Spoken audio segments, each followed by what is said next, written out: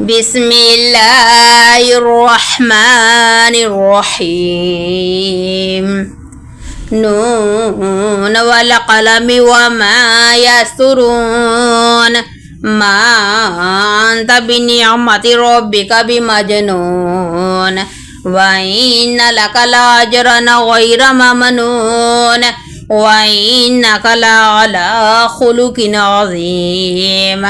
فستبصر ويبصرون بأيكم المفتون إن ربك هو أعلم بمن ضل عن سبيله وهو أعلم بالمهتدين فلا تطع المكذبين ودوا لو تدهن فيدهنون ولا تطع كل حلاف مهين هماز مشاء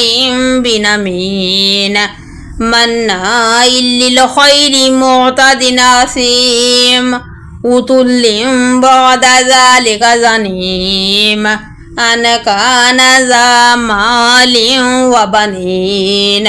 إذا تتلى عليه آياتنا قال أساطير الأولين سنسمه على الخرطوم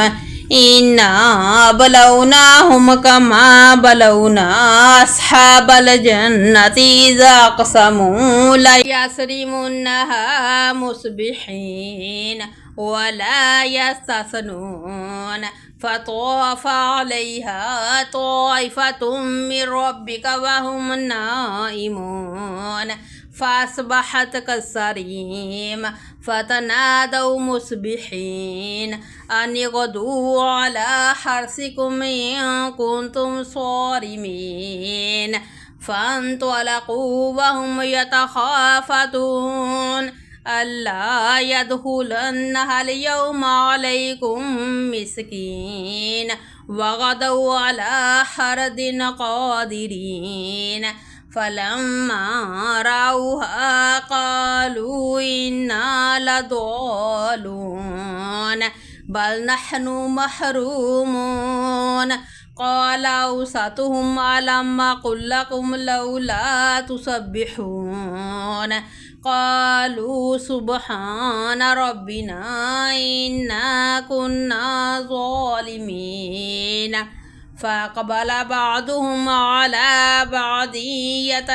يتلاومون قالوا يا ويلنا إنا كنا طاغين عسى ربنا أن يبدلنا خيرا منها إنا إلى ربنا راغبون كذلك العذاب ولعذاب الآخرة أكبر لو كانوا يعلمون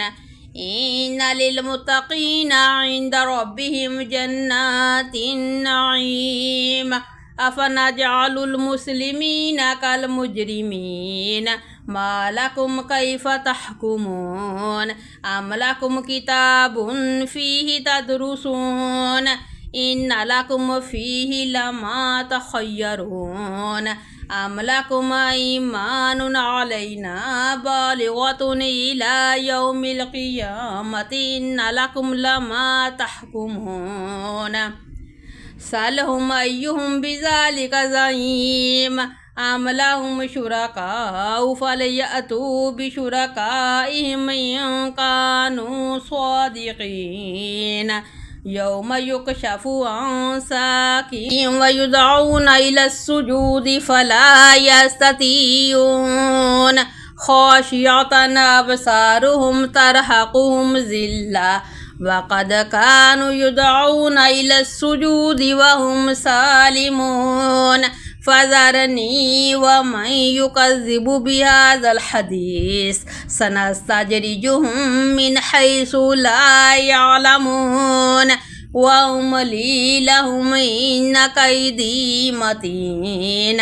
أم تسألهم أجرا فهم من مغرم مثقلون أم عندهم الغيب فهم يكتبون